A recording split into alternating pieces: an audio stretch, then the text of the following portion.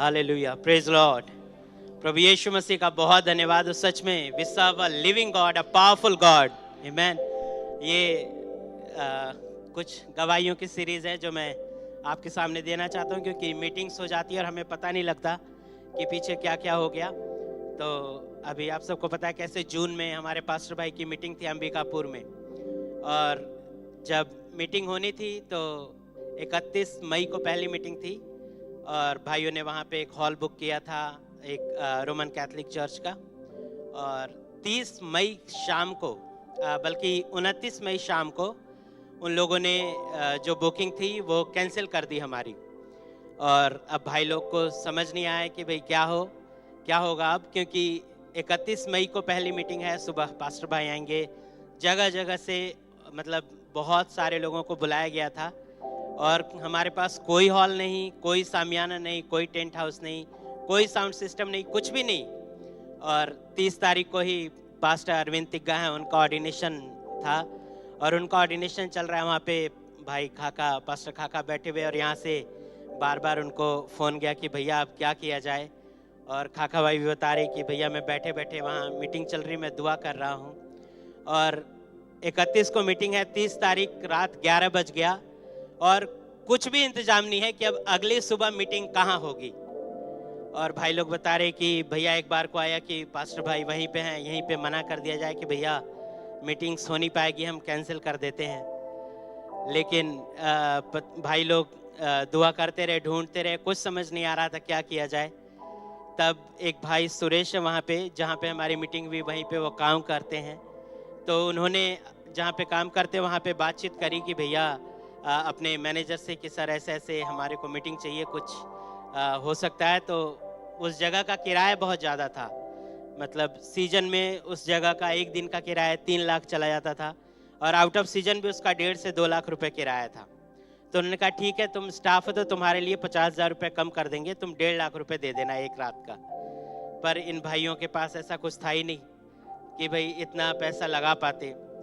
तब क्या हुआ कि भाई खाका भी आए और बाकी भाई लोग, उन्होंने कहा चलो हम इसके ओनर से बात करते हैं।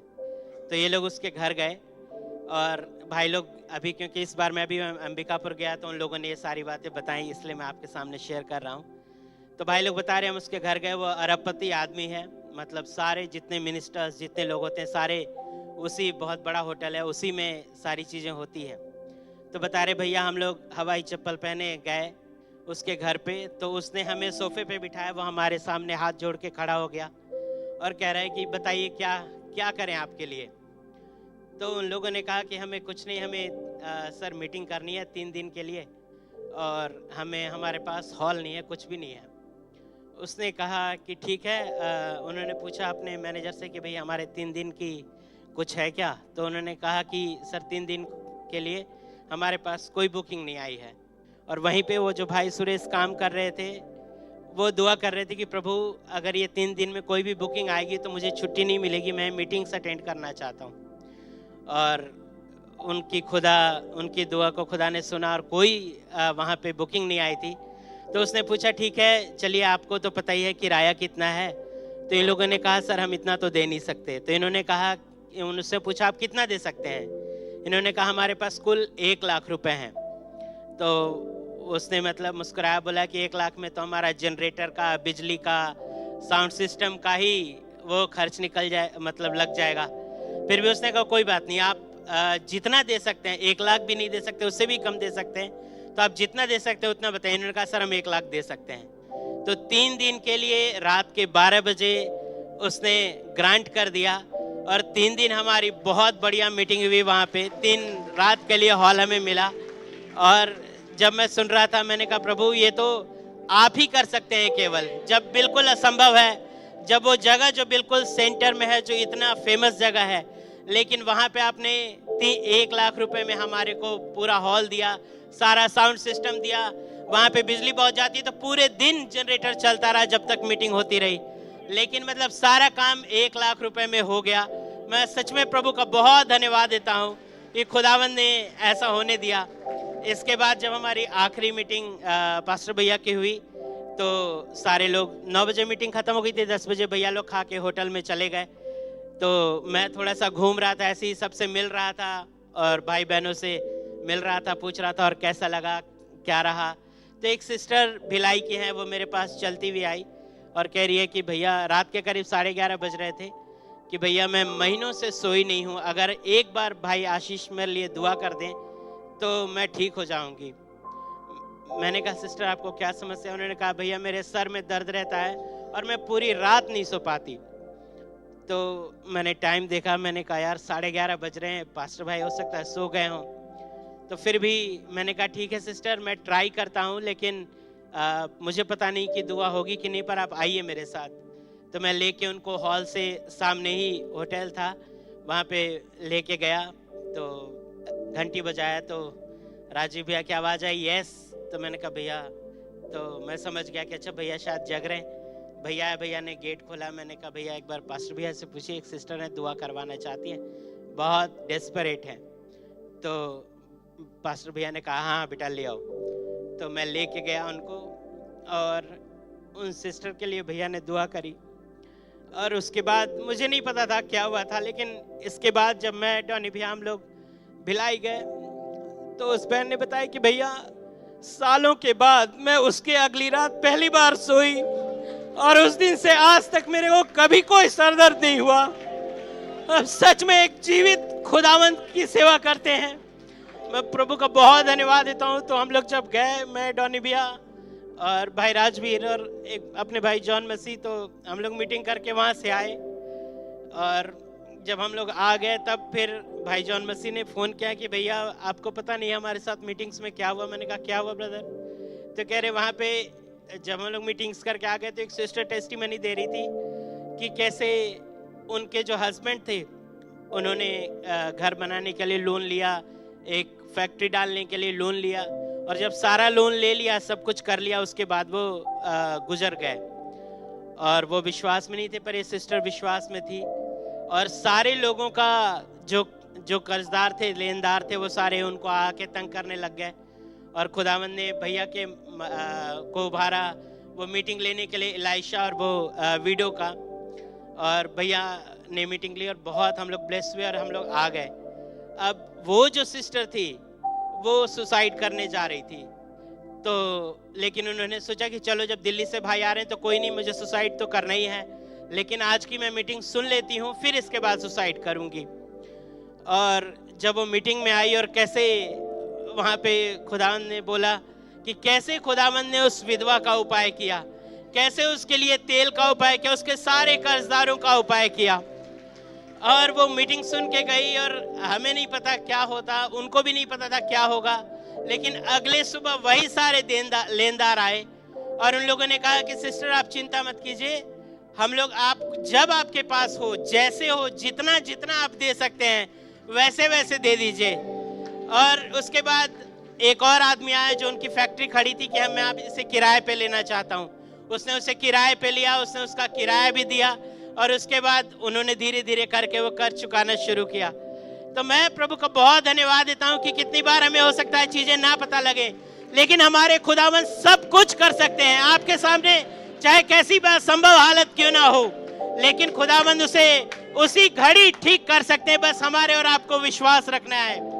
तो भाई लोग बता रहे थे कि भैया वहाँ पे हमारे भाई खाका जगह पूरे छत्तीसगढ़ में प्रचार कर रहे, तो एक बड़ी रिनाउंड लेडी थी जिसके ऊपर दुष्ट आत्मा आ गई। तो पूरे सारे लोग करीब बता रहे 10 डिनोमिनेशन के पास्टर उसके लिए दुआ करने गए और पूरी रात वो उसके लिए दुआ करते और दुष्ट आत्मा उनको चिढ़ाती थी, उनको ही हंस के दिखाती थी और मतलब उनको कहती थी कि निकाल के दिखा मुझे तुम्हारे में दम है। तो पूरी रात वो दुआ करते रहे डिनोमिनेशन के पास्टर। सुबह हो गई तो हमारे चर्च के हमारी संदेश के एक भाई उन्होंने कहा इतनी आज भीड़ यहाँ क्यों लगी हुई है? तो उन्होंने बताया कि भाई ऐसे ऐसे एक वो फलानी बहन है, उनके अंदर से दुष्ट आत्मा नहीं निकल रही। तो उस भाई ने कहा अरे ऐसी क्या बात है, चलो मैं भी चल के देखता हूँ। तो उन्होंने कहा कि सिस्टर अगर आप चाहें तो हम भी मतलब आपके लिए दुआ कर सकते हैं। तो सारे डिनोमिनेशन के पादरियों ने कहा कि नहीं हम दुआ कर रहे हैं। तो सिस्टर ने बोला, उनकी बहन ने बोला कि तुम सारी रात दुआ करते रहो, कुछ नहीं हुआ, अब इसको करने दो।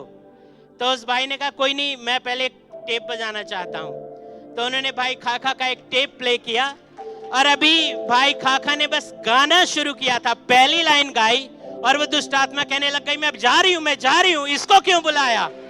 और वो दुष्ट आत्मा उसी घड़ी निकल गई। तो सच में हमारे खुदावंत और ये संदेश इतना पावरफुल है। और फिर उसके बाद भाई बता रहे कि एक और जगह भाई खाखा मीटिंग लेने गए, तो वहां पे एक सिस्टर के अंदर दुष्ट आत्मा आ गई और भाई ने मतलब उसके लिए दुआ करने से पहले उसे पूछा, तो यहाँ क्यों आई है? तो उस दुष्ट आत्मा ने लिटरली बोला कि मैं तो तुझे देखने आई हूं कि तू कौन है, तेरे अंदर ऐसी क्या सामर्थ है। तो भाई खाखा ने बोला, अभी तुझे पता लग जाएगा मेरे अंदर क्या सामर्थ है। वो कह रही, नहीं अब मैं जान गई हूं, तुझे मैं देखने आई थी, क्योंकि ये सारे डिनोमिनेशन के पादरी तो मेरे ही हैं, ये सारे केसरिया झंडे वाले मेरे हैं, मैं तो सिर्फ ये देखने आई थी कि तू क्या, तेरे पास ऐसी कौन सी सामर्थ है, मैं जा रही हूं। और ये करके मतलब वो दुष्ट आत्मा तुरंत चिल्लाती हुई निकल गई। मतलब कई सारी गवाहियां, लेकिन मैं कुछ हाईलाइट आपके सामने बता रहा हूं इसलिए ताकि हम जान सके कि हम किस खुदा की सेवा कर रहे हैं, हमारे पास कैसा खुदा और कैसा संदेश है। तो मैं गया था अभी अंबिकापुर पिछले ही महीने में, और खुदावंत के फजल से एक भाई से मैं मिलने गया था, उनकी वाइफ को शुगर की प्रॉब्लम थी, मैं अपनी एक थेरेपी की डिवाइस देने गया था। तो उस भाई ने बताया कि भैया आपको पता है मेरे साथ क्या हुआ? मैं कहा क्या हुआ ब्रदर? कह रहे मैं, वो ट्रैफिक हवलदार है, तो वो ड्यूटी कर रहे थे और ड्यूटी कर रहे थे, पता नहीं कैसे एक स्लैब था 1 टन का लोहे का स्लैब था, वो ऊपर से, वो ड्यूटी पे थे, उनके पैर पे आके दोनों पैर पे गिर गया और वो 1 टन का स्लैब ऐसा गिरा कि मतलब वो हिल भी नहीं पा रहे, वो ऐसे पड़े हुए हैं। और जितने बाकी ट्रैफिक पुलिस वाले वो सब ने कोशिश कर ली कि उसे उठाए, पर वो स्लैब हिला नहीं, बहुत ही भारी था। तो फिर एक हाइड्रा बुलाया गया, जैसे क्रेन जैसा होता है। सब ने कहा कि भाई इसका तो सब चकनाचूर हो गया, इसका करियर बर्बाद हो गया और अब कुछ नहीं हो सकता। वो भाई पड़े हुए हैं ऐसे ही, क्योंकि उस भाई को भी मतलब कुछ नहीं है, वो बस इशारा कर पा रहा है, अपने हाथ हिला पा रहा है। फिर हाइड्रा या मशीन ने उस स्लैब को हटाया। उसके बाद जब उन लोगों ने देखा तो ऐसा कुछ खून नहीं था, कुछ भी नहीं था वहाँ पे। तो उस भाई के मन में आया कि क्यों ना मैं अपने पैर की उंगलियां हिला के देखूं। तो उन्हें पैर की उंगलियां हिलाई तो हिल रही थी। उन्होंने अरे कह रहे हिल रही है, वो खड़े होने की कोशिश करी, वो खड़े हो गए। चल के देखा तो चलने में भी कोई भी दिक्कत नहीं आई पैर में। और जब वो दौड़ने लगे तो सारे वहां पे देख रहे थे, क्योंकि ये वही भाई था जब पास्टर भाई की मीटिंग खत्म हुई थी तो इस भाई ने फैसला लिया कि मैं बपतिस्मा लूंगा। तो जिस दिन वो बपतिस्मा लेने जा रहे थे, जून का समय था और बहुत ही ज्यादा गर्मी थी, बहुत तेज धूप थी, पास्टर भाई ने गवाही बताई थी। लेकिन जब बपतिस्मा हो रहा था तो जहां पे ये लोग खड़े थे उसके ऊपर बादल आ गया था, और जब तक बपतिस्मा होता रहा वो बादल वहां पड़ा रहा और इनका छाया में बपतिस्मा हुआ था। तो ये वही भाई था। इन्हें कहा भैया मुझे नहीं पता कि मेरा पैर को खुदावंद ने क्या किया था उस टाइम पे, क्योंकि अगर एक छोटा सा हथौड़ी, थोड़ा सा बर्तन भी हमारे पैर पे गिर जाता है तो भाई ऐसा लगता है कि जान निकल गया। वो 1 टन का स्लैब ऊपर से आके दोनों पैरों पे गिरा, वो भाई पड़ा हुआ है। लेकिन जब उठा तो हमें नहीं पता खुदावंद ने क्या किया था, लेकिन जब वो स्लैब हटाया गया तो वो वैसे ही चल रहा था जैसे एक हम और आप चलते हैं। तो सच में we serve a living God, a powerful God, a supernatural God who can do everything and anything। तो मैं खुदा का बहुत धन्यवाद देता हूँ कि जब मैं मीटिंग लेके लौट रहा था, बस आखिरी बात बता रहा हूँ, तो कैसे एक ऐसे झुंड के पास पहुंचा जो लोग जिनके पास ऐसी फीडिंग थी कि कैसे हमारे पास्टर की जो डॉक्ट्रिन है वो खुदा डॉक्ट्रिन है और वो गलत है। तो मैं उन लोगों के पास जब पहुंचा तो इधर से जाते हुए मेरी 2 मीटिंग हुई थी, और लौटते हुए जब मैं आ रहा था तो उन भाइयों का फोन आया, भैया हम एक मीटिंग और चाहते हैं, वाड्रफ नगर है छत्तीसगढ़ में जगह का नाम।